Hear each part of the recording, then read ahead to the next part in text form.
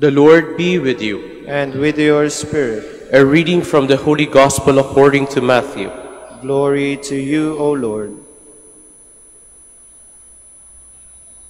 Jesus said to his disciples, Amen, I say to you, it will be hard for one who is rich to enter the kingdom of heaven. Again, I say to you, it is easier for a camel to pass through the eye of a needle than for one who is rich to enter the kingdom of God. When the disciples heard this, they were greatly astonished and said, Who then can be saved?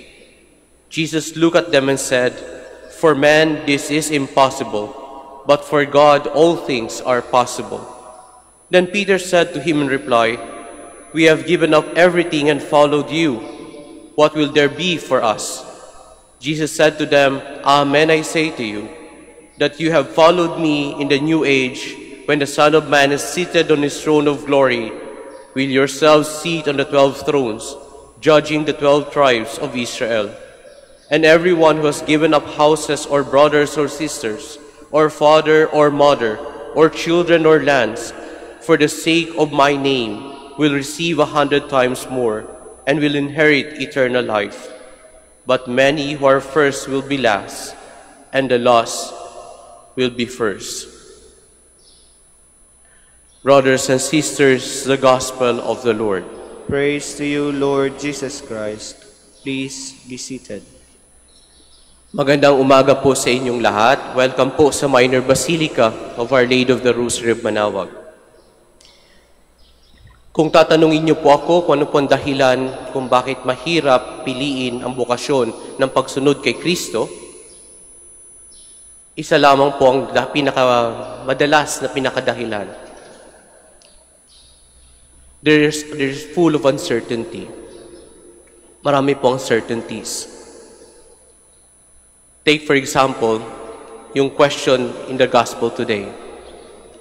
Sa mga Hudyo, kapag pinagpala ka ng mga material goods, blessed ka. And yet our Lord is telling them na kapag mayaman ka, mahihirapan ka makapasok sa langit.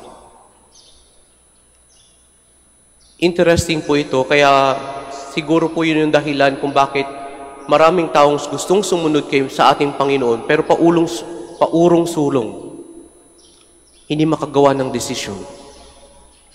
Katulad po nung nasa gospel na natin, narinig natin yung context ng gospel for today, yung yesterday, yung rich young man.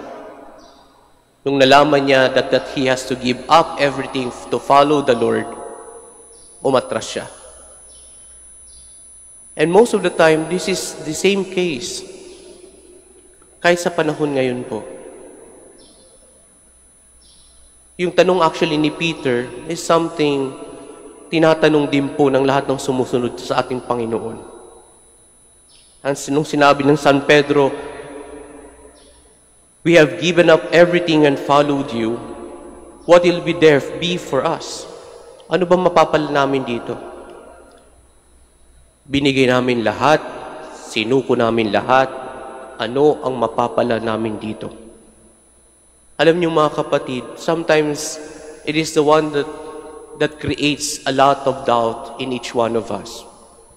Na kapag nagbigay tayo ng sobra-sobra, piling natin kapag nagbigay tayo ng sobra-sobra, ang ending ay parati tayong lugi. Parang piling po natin tayo'y nawawalan. Ang totoo hindi. You know, if we are generous to people who are generous to us, tanungin natin po ang ating mga sarili, paano pa kaya ang Diyos? If we think that we give more to God, itanong natin sa sarili din po natin, what do you think God will do for us? Madalas, kung ang sense of fulfillment natin, yung sense of attachment natin, ay nandun sa mga bagay-bagay na pwedeng mawala, madalas, panghihinaan tayo ng loob. Pero kapag alam natin that there's something more with all this that we have, we will always have the courage to follow the Lord. Because at the end of the day, choosing the Lord is about making a radical choice. And if we cannot do that, then probably we need to rethink, to reevaluate the way we think and the way we value things. Sapagkat kapag hindi pa natin kayang i-give up yung mga bagay-bagay sa buhay natin, then most likely, it is difficult to follow the Lord. Ang pagiging mayaman po, mga kapatid, hindi lang sapagkat marami kang bagay-bagay. Ang pagiging mayaman ay hindi lang sapagkat marami kang pera o marami kang ari-arian. Ang pagiging mayaman dito na sinasabi ng Panginoon ay maaaring marami ka pang pinanghahawakan. Something that you cannot give up for the Lord.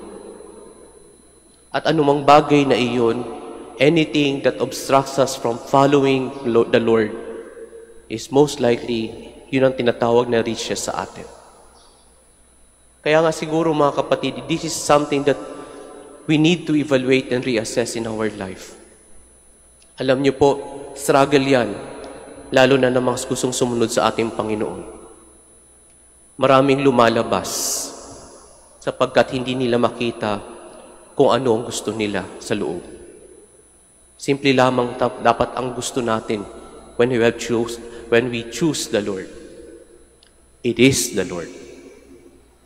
If the Lord will not be enough for us, then nothing will be enough in this life. Kapag hindi sapat ang Diyos para sa atin, wala mang sasapat na anumang bagay sa atin pa.